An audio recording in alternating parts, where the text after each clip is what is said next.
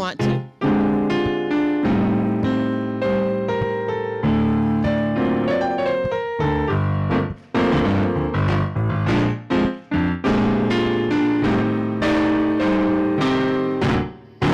Can't understand why we treat each other in this way. Taking out time with the silly, silly games we play. We've got our love, and no matter how it's said or done, oh, we are one. No matter what we do, we are one. Love will see us through, we are one. And that's the way it is. Whoa, whoa, hey.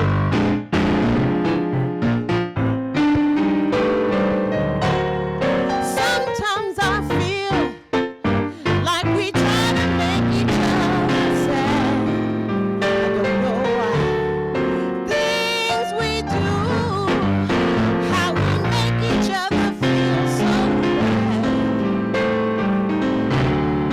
We've got our love, and no matter how it's said or done, oh,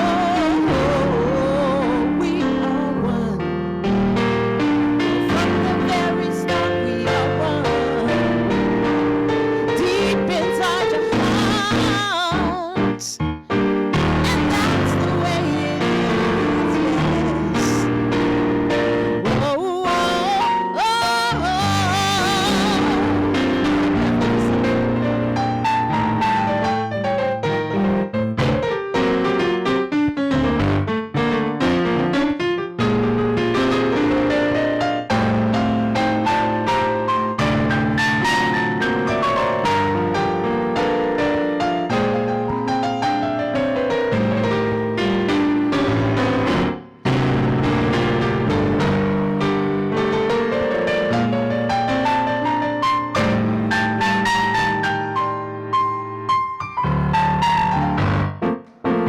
give it up for Beth Wolf, y'all. Can't understand why we treat each other in this way. Don't know why. Things we do, how we make each other feel so bad. We got our love, and no matter how it's said or done, we are one. Well, from the very start, we are one. Look deep down in your heart, we are one. And that's just the way it is. Oh, oh, oh.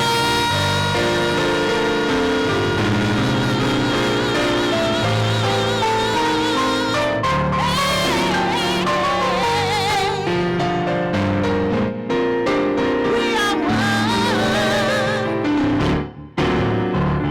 All over, all over, all over.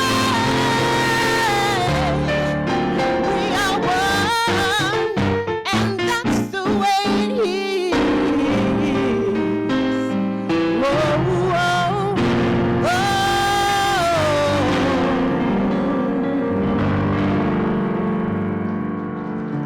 Thank you.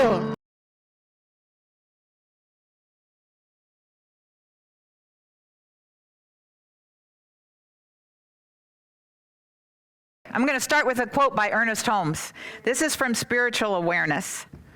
Every person represents an individualization of universal wholeness. The love, peace, joy, and freedom of spirit. We have a divine right to be the masters of our own fate. We have a divine right to rise above fear, impoverishment, and disease. We understand that the power of the Spirit expresses through every atom of our being now, this moment. So we're talking about a journey to freedom. And that's up to us, is it not?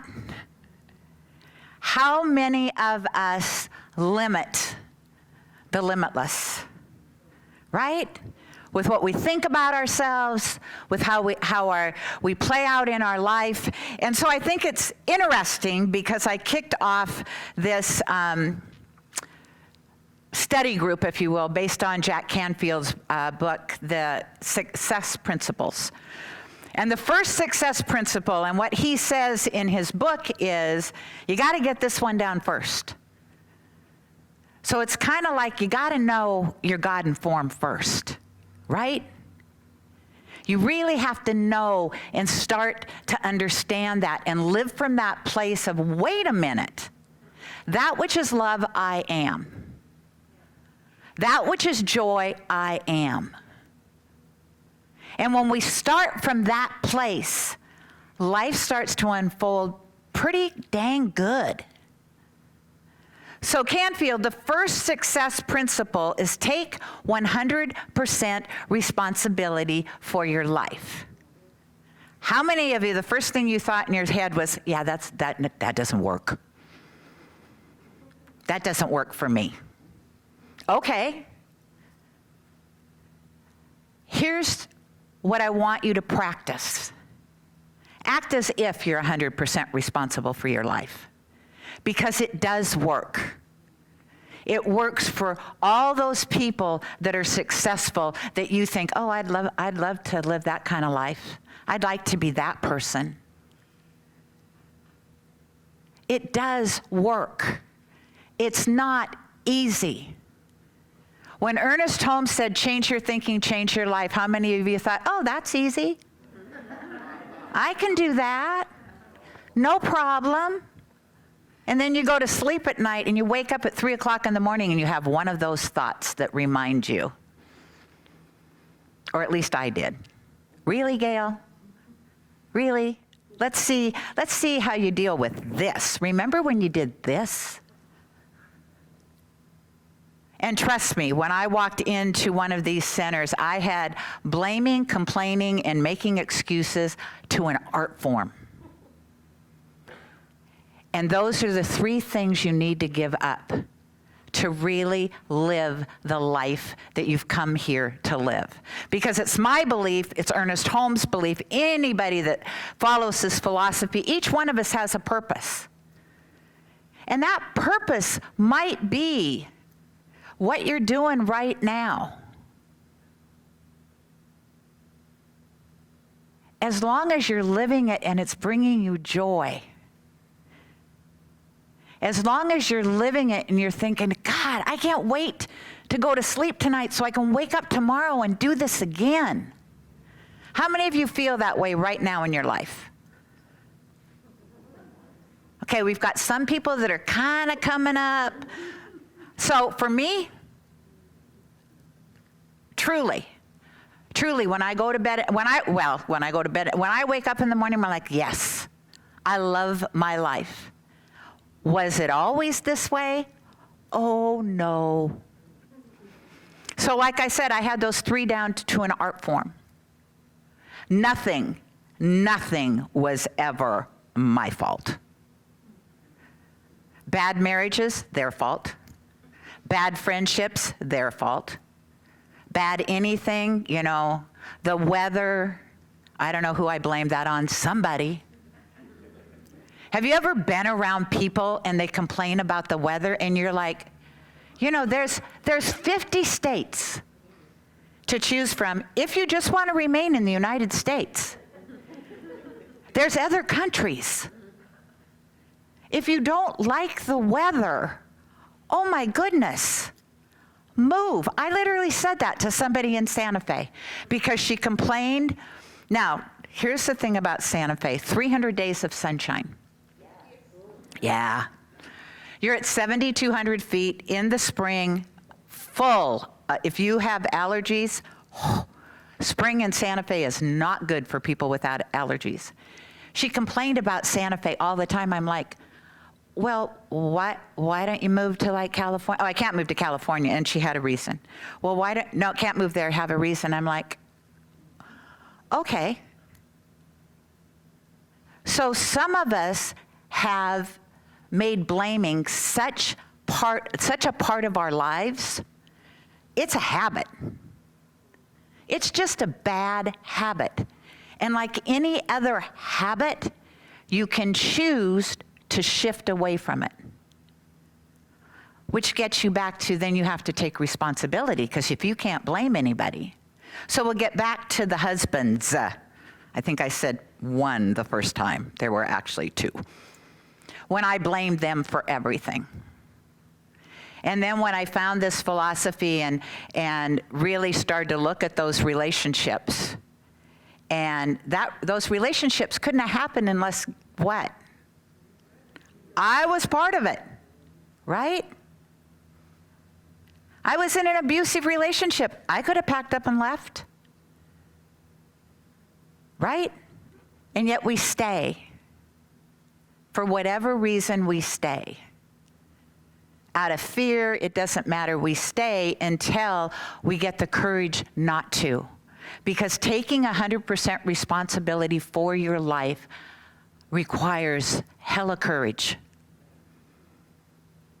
It really does. It takes a lot of courage to say, okay, everything that happens, okay, what was my part in this? Because the thing is, it doesn't matter what their part in it was.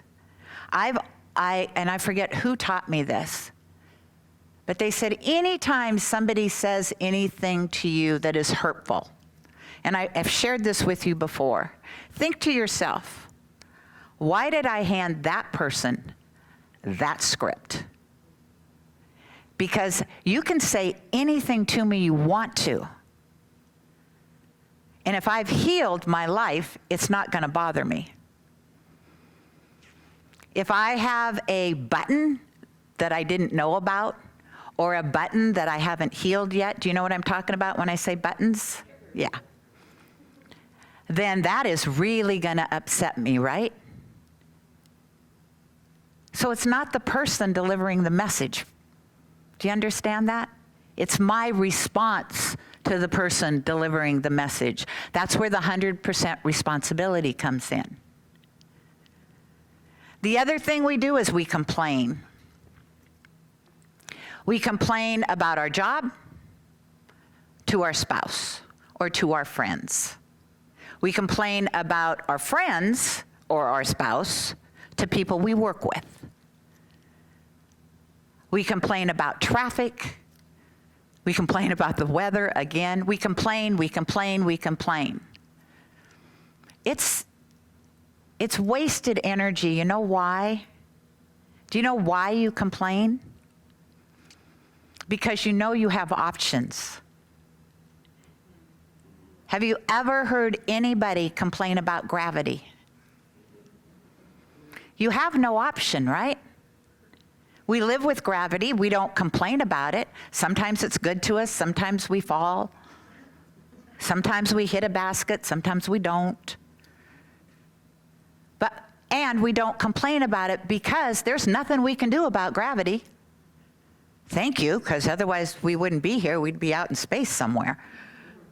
But there's nothing we can do about it. Everything you complain about, I want you to think. Okay, if I'm complaining about my husband, which I don't, but hi, honey. If I was complaining about Paul, then what I would know is there's something I want him to do different or be different, right? Otherwise, I wouldn't complain about him. If I had a complaint about my job, and I don't, then I would think that there is a better job, something I could do, something different. And so we always complain, and when we do, there is a part of us that always knows we want something different. Now, here's the thing about complaining. How many of you actually complain to the person you're talking about? Yeah, me either. Oh, okay, well, good for you two. Oh, well, you two, yeah, okay. Because that's the thing. If you're going to complain about a person, why not just go to the person? Why? Because that's a huge risk, right? To tell somebody how you really feel. Like, gee, I wish you would do this. Because we're afraid. We're afraid we'll lose the friendship. We're afraid the person won't love us anymore. We're afraid we'll lose the job. We get consumed by fear, and so we say nothing. That's bad for us, and it's bad for the world. It's not good energy. And then the last one, to taking 100% responsibility, is about excuses. Making excuses for why you can't do something. Doing things is a choice, is it not? Like, oh, I'm sorry. I can't think of an excuse right now. Good grief, Gayle. Come on, something, anything. Somebody give me an excuse. You don't have the money to take that class. That's a good excuse. And so instead of complaining, what she could look at is, okay, I could probably go out to dinner less, or I could find a job that pays me more money. Or, there's lots of options to getting the money to take the class, right? And the first thing to recognize is we always have money, right? We do. I mean, I remember when I would say things like, I don't have money to do that. And I remember being told, well, sure you do. It's a choice on where you spend your money. If the class is really important, what I know about Karen is she'll save the money and take the class. Absolutely. It means that maybe she won't be going out to dinner. Maybe she'll find different kind of transportation so she's not paying so much for gas right now. Who knows? We have options. It's that we don't want to look at them. I remember when I went to treatment, and it was right after I had been arrested, and the person at the treatment center said, you had to go around and say why you're here. And I said, I'm here because I have to be.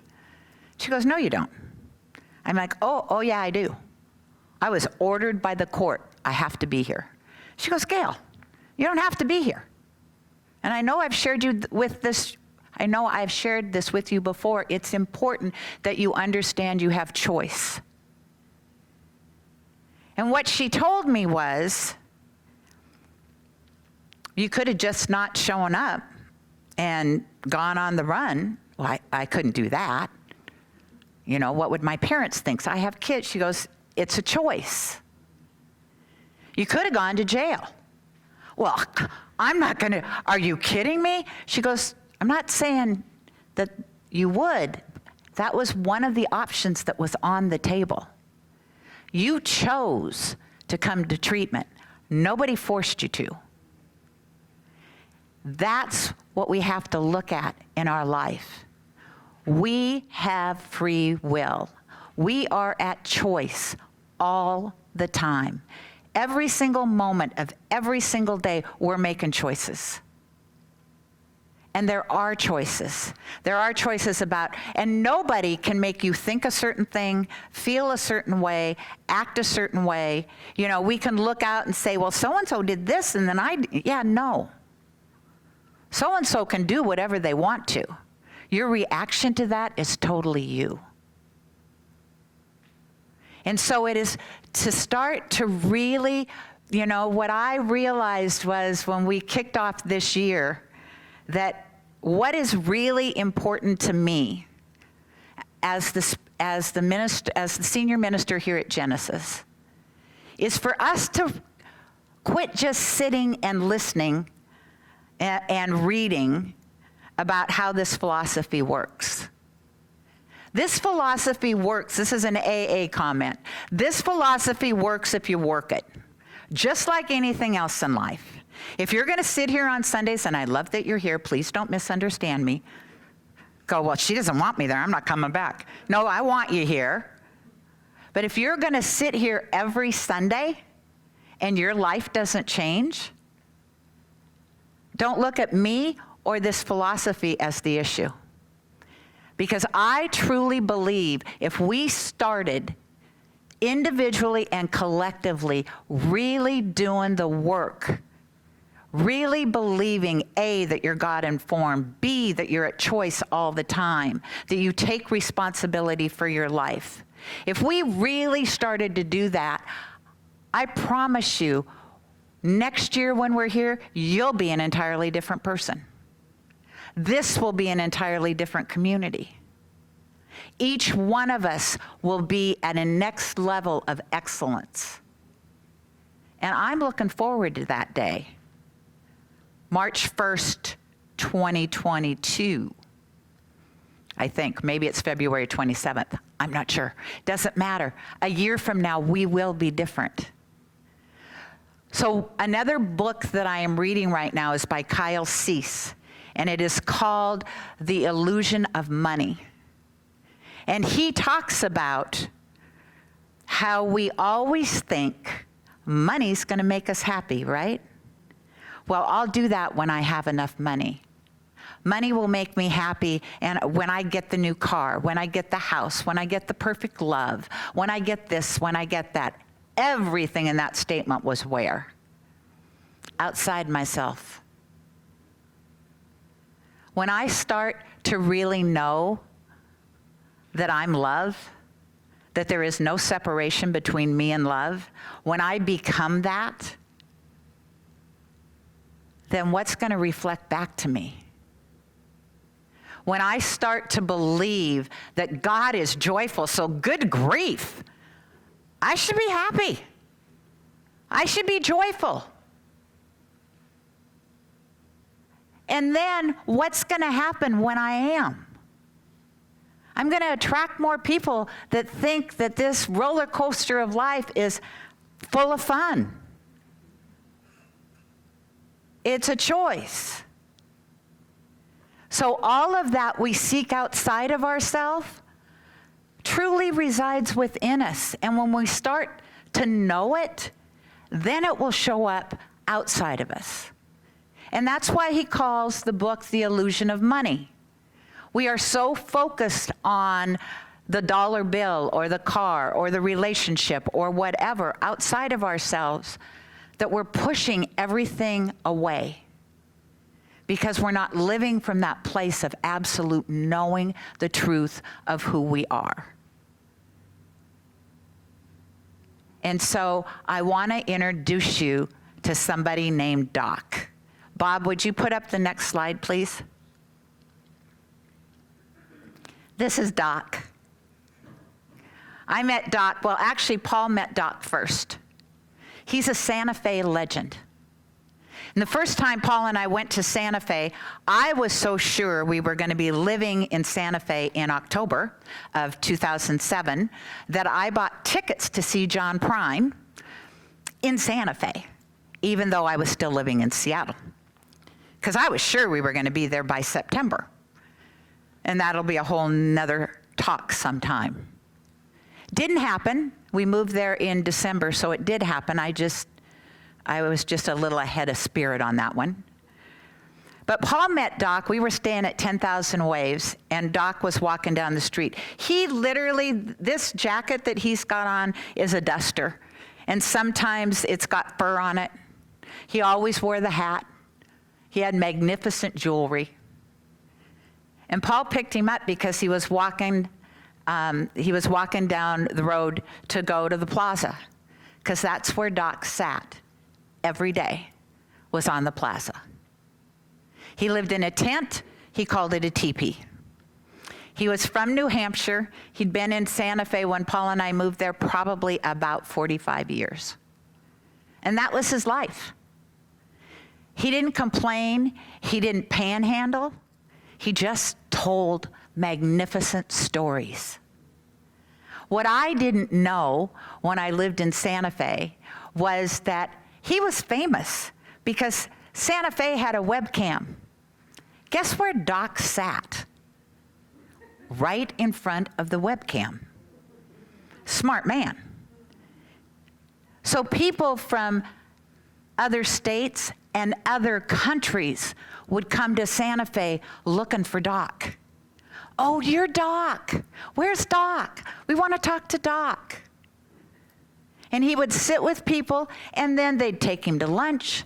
Sometimes people would give him money.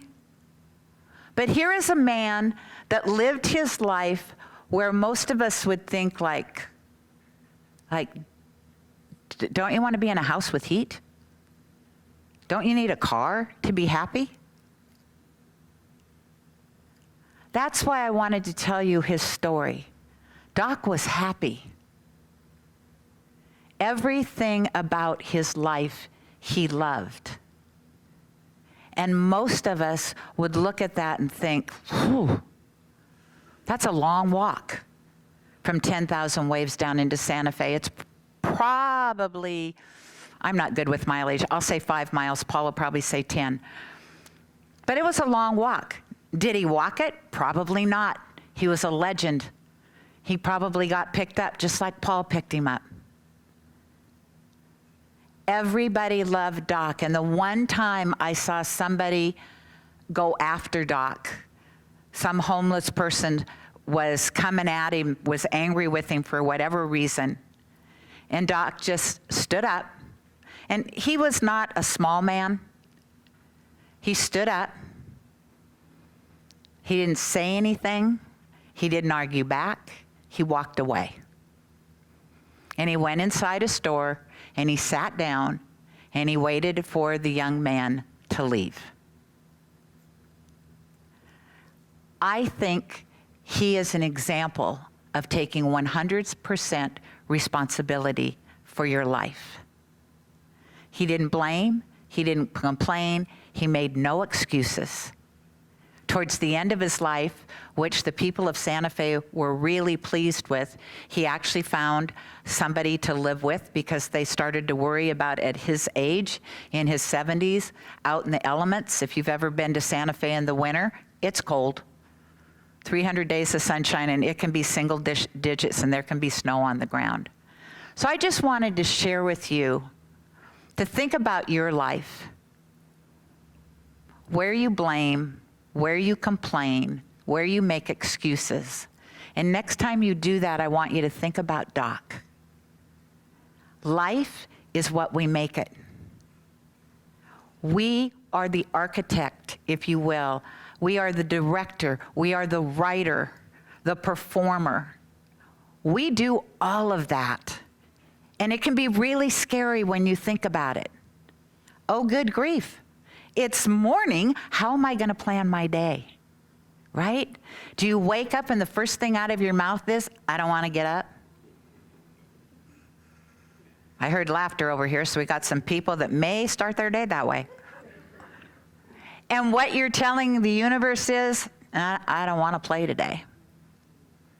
Simple little things, right? Simple little things that we do out of habit, and there's consequences. That's what I want us to know. I'm not telling you you have to stop, but I want you to really listen to yourself when you're talking. First thing you think or say when you wake up in the morning, what is it? Because you're setting your whole entire day into motion with that thought. Whether you speak it out loud, whether you just think it, that is going to be the thought that rolls out your day in front of you. And so what if you woke up in the morning and the first thought you had was, thank you, God, it's a brand new baby day. Right? Okay, I don't wake up like that. I do get out of bed. I don't complain, but I haven't tried that one yet, so maybe I will. Who knows what more magnificence can come into my life if I start my day in that absolute sense of, this is a brand new baby day. I get to write out what I want to receive, what I want it to look like. I do that every morning now when I journal.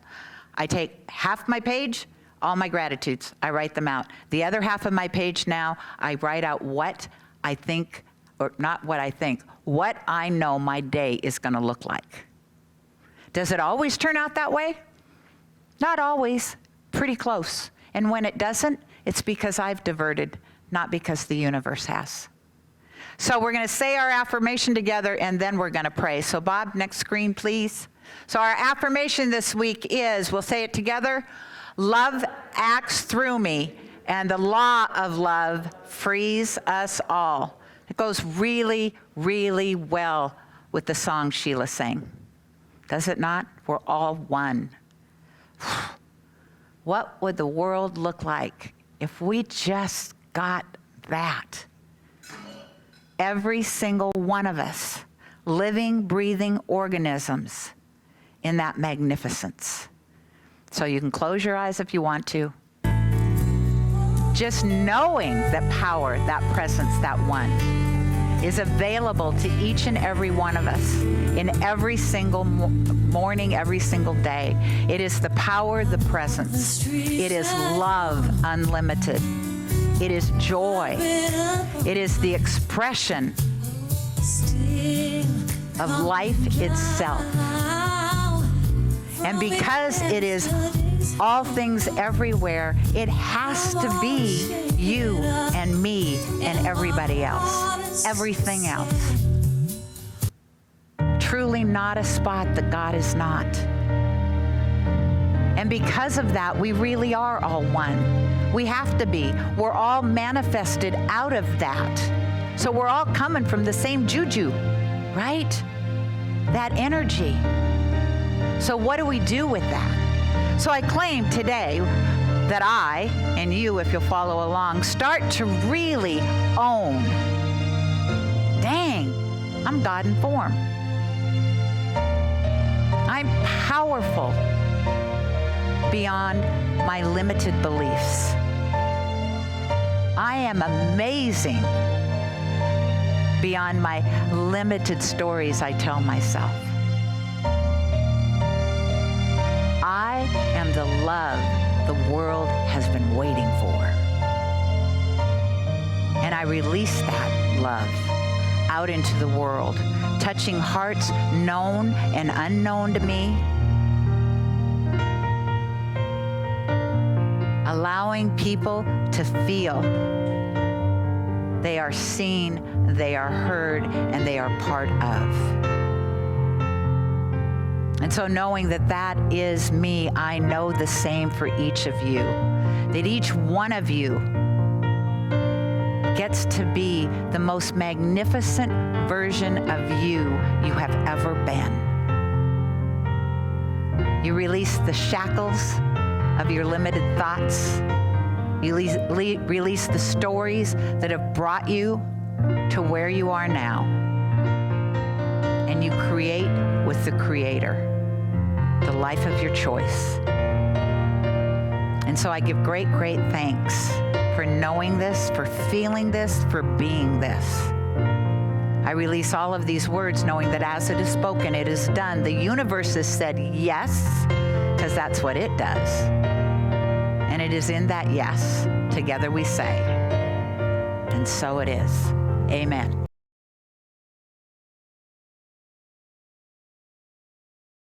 I'm thankful, so grateful. I am one in the spirit all around me.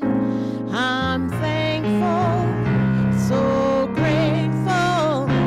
I trust in God. Ready? Said I'm thankful, so grateful. I am one in the spirit all around me. I'm thankful, so grateful. I trust in God. I'm grateful, so grateful. I'm in the spirit all around me. I'm thankful, so grateful. I trust in God. I'm going to let Beth play a little bit, just minister to your hearts.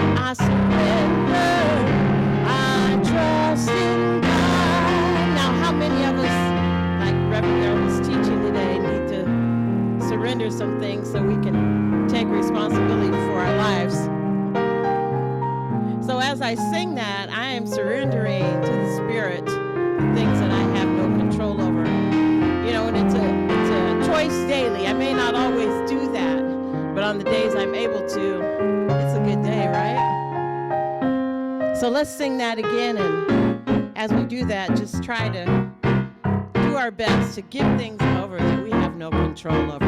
Ready? I surrender. I surrender. I am one in the spirit all around me. I surrender. I surrender. I trust in God. I surrender. I surrender. I am one in the spirit all over me. I surrender. I surrender. I trust in God. I trust in God. I trust in God. Last one. I trust in God. Oh, thank you guys. Thank you so much for having me.